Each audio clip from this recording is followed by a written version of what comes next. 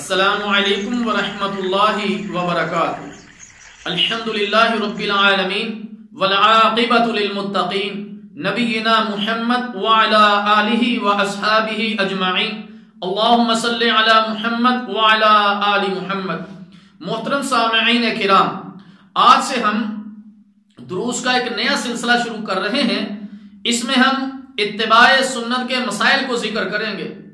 میں اللہ تعالیٰ جل شانہ سے دعا کرتا ہوں کہ رب کائنات مجھے اخلاص کے ساتھ بیان کرنے کی توفیق عطا فرمائے، اور جہاں تک میری آواز جائے رب کائنات مجھے بھی اور آپ احباب کو بھی ان مسائل کو سمجھنے کی اور ان پر عمل کرنے کی توفیق عطا فرمائے، اور ہمارے دلوں میں سنت کی محبت کو، سنت کی اہمیت کو رب کائنات پیدا کر دے۔ میرے محترم دوستو، جب اسلام کی دعوت کا آغاز ہوا تو اس سے وابستہ ہونے والوں اور اس پر ایمان لانے والوں کے لیے صرف اور صرف یہی ایک راستہ تھا کہ اس کے داعی محمد الرسول اللہ صلی اللہ علیہ وسلم سے جو کچھ ملے اس کو لے لیں، اور جس سے وہ روکے اس سے وہ رک جائیں۔ آگے چل کر جب پیارے نبی صلی اللہ علیہ وسلم کے کام میں کچھ وسعت آئی تو اس اصول کی بار بار اور مختلف انداز سے تلقین کی گئی۔ فرمایا یا ایھا الذین آمنوا اطیعوا اللہ واطیعوا الرسول ولا تبطلوا اعمالکم، اے ایمان والو اللہ کی اطاعت کرو اور اس کے رسول صلی اللہ علیہ وسلم کی اطاعت کرو اور اپنے اعمال کو باطل نہ کرو۔ سورہ محمد۔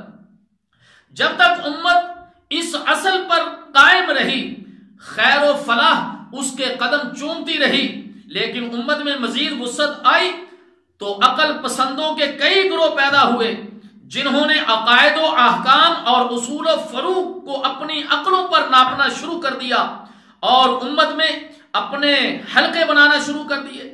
نتیجہ یہ ہوا کہ امت پستی کے غار میں گرنے لگی۔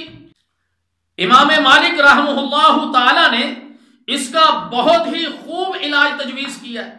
فرمایا لن یصلح آخر هذه الامت الا بما صلح اولها، اس امت کا آخر اسی چیز سے درست ہوگا جس سے اس کا اول درست ہوا، یعنی خالص اتباع کتاب و سنت۔ افسوس سے کہنا پڑتا ہے کہ آج امت پر عقل پسندی کی وہی باتیں سموم چل پڑی ہے اور امت پھر اسی پستی و ادوار کی طرف جا رہی ہے، اور اس کا علاج وہی ہے جو امام مالک رحمہ اللہ تعالی نے تجویز کیا ہے۔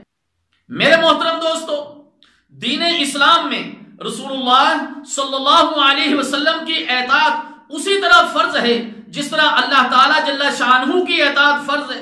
اللہ تعالی جل شانہ کا فرمان ہے من یطع الرسول فقد اطاع اللہ، جس نے رسول صلی اللہ علیہ وسلم کی اطاعت کی در حقیقت اس نے اللہ کی اطاعت کی۔ سورہ نساء۔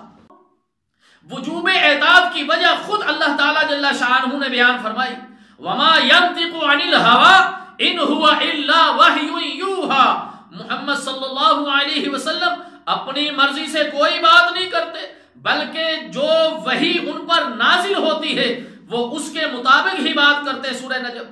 چنانچہ پیارے نبی صلی اللہ علیہ وسلم نے امت کو وضو کا وہی طریقہ سکھایا جو اللہ تعالیٰ نے حضرت جبرائیل علیہ السلام کے ذریعے پیارے نبی صلی اللہ علیہ وسلم کو سکھایا، اور نمازوں کے وہی اوقات مقرر فرمائے جو اللہ تعالیٰ نے حضرت جبرائیل علیہ السلام کے ذریعے آپ کو بتلائے تھے، اور نماز کا وہی طریقہ امت کو بتلایا جو اللہ تعالیٰ جل شانہ نے جبرائیل علیہ السلام کے ذریعے آپ صلی اللہ علیہ وسلم کو بتلایا تھا۔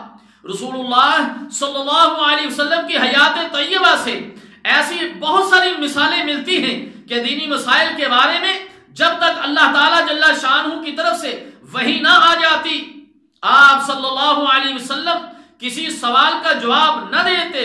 حضرت اویس بن صامت رضی اللہ تعالی عنہ اپنی بیوی حضرت خولہ رضی اللہ تعالی عنہ سے زہار یعنی بیوی کو اپنے اوپر حرام کر بیٹھے، تو حضرت خولہ رضی اللہ تعالی عنہ نے نبی مکرم صلی اللہ علیہ وسلم کی خدمت میں حاضر ہوئی اور اس بارے میں مسئلہ پوچھا، تو پیارے نبی صلی اللہ علیہ وسلم نے اس وقت تک جواب نہ دیا جب تک وحی نازل نہ ہوئی۔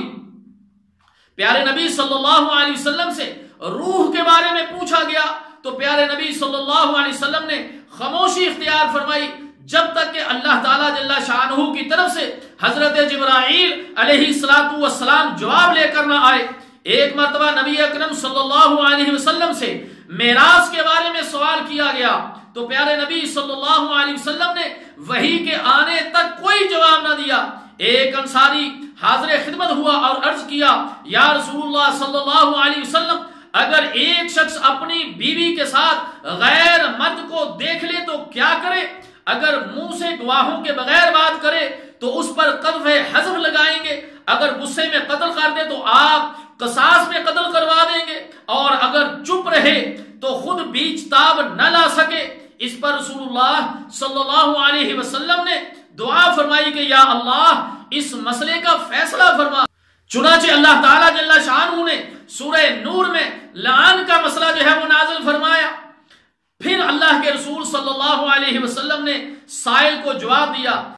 اطاعت رسول صلی اللہ علیہ وسلم کے بارے میں یہ بات پیش نظر رہنی چاہیے کہ رسول اللہ صلی اللہ علیہ وسلم کی اطاعت صرف آپ صلی اللہ علیہ وسلم کی زندگی تک کی محدود نہیں، بلکہ آپ صلی اللہ علیہ وسلم کی وفات کے بعد قیامت کی صبح تک رسول اللہ صلی اللہ علیہ وسلم کی اطاعت جو ہے وہ فرض ہے۔ اللہ تعالیٰ جل شانہ کا فرمان ہے وَمَا أَرْسَلْنَاكَ إِلَّا كَافَّةً لِلنَّاسِ بَشِيرًا وَنَذِيرًا، اے محمد صلی اللہ علیہ وسلم ہم نے آپ کو تمام بنی نوع انسانی کے لیے بشیر اور نذیر بنا کر بھیجا ہے۔ اور ایک اور مقام پر اللہ تعالیٰ جل شانہ نے ارشاد فرمایا وَأُوحِيَ إِلَيَّ هَذَا الْقُرْآنِ لِأُنذِرَكُمْ بِهِ وَمَنْ بَلَغَ، میری طرف یہ قرآن نازل کیا گیا ہے تاکہ میں اس کے ذریعے لوگوں کو ڈراؤں اور ان لوگوں کو بھی جن تک یہ قرآن پہنچے۔ اطاعت رسول صلی اللہ علیہ وسلم کے بارے میں صحیح بخاری کی یہ حدیث بڑی اہم ہے۔ رسول اللہ صلی اللہ علیہ وسلم نے فرمایا میری امت کے سب لوگ جنت میں جائیں گے سوائے اس شخص کے جس نے میرا انکار کیا۔ صحابہ رضی اللہ تعالی عنہ اجمعین نے عرض کی انکار کس نے کیا یا رسول اللہ صلی اللہ علیہ وسلم؟ تو پیارے نبی صلی اللہ علیہ وسلم نے ارشاد فرمایا جس نے میری اطاعت کی وہ جنت میں داخل ہو گیا اور جس نے میری نافرمانی کی اس نے انکار کیا۔ صحیح بخاری۔ پیارے نبی صلی اللہ علیہ وسلم کی اطاعت سے انحراف یا گریز کی راہ اختیار کرنے والوں کے بارے میں اللہ تعالیٰ جل شانہ نے اپنی ذات کی قسم کھا کر ارشاد فرمایا کہ ایسے لوگ کبھی بھی مومن نہیں ہو سکتے۔ فرمایا فلا وربک لا یؤمنون حتی یحکموک فیما شجر بینہم ثم لا یجدوا فی انفسہم حرجا مما قضیت ویسلموا تسلیما۔ اے محمد صلی اللہ علیہ وسلم تمہارے رب کی قسم تم لوگ کبھی بھی مومن نہیں ہو سکتے جب تک کہ اپنے باہمی اختلافات میں تمہیں فیصلہ کرنے والا نہ مان لے، پھر جو فیصلہ تم کرو اس پر اپنے دل میں تنگی محسوس نہ کریں بلکہ سر تسلیم خم کر لیں۔ سورہ نساء آیت نمبر 65۔ گویا اطاعت رسول صلی اللہ علیہ وسلم اور ایمان یہ لازم ملزوم ہیں۔ اطاعت ہے تو ایمان بھی ہے، اطاعت نہیں تو ایمان بھی نہیں۔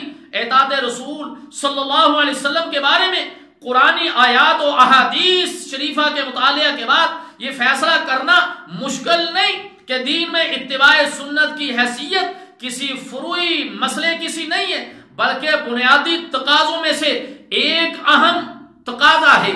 اس لیے میرے محترم دوستو سنت کی اہمیت کو جانیے، سنت کی اہمیت کے بارے میں پڑھیے، سنت کی اہمیت کے بارے میں سنیے۔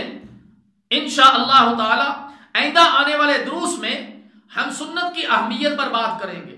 اللہ تعالیٰ جل شانہ سے دعا ہے کہ اللہ تعالیٰ ہمارے دلوں میں سنت کی اہمیت کو، سنت کی محبت کو پیدا کر دے اور ہم چلتے پھرتے پیارے نبی صلی اللہ علیہ وسلم کی پیاری سنتوں کے نمونے بن جائیں۔ والسلام علیکم ورحمۃ اللہ وبرکاتہ۔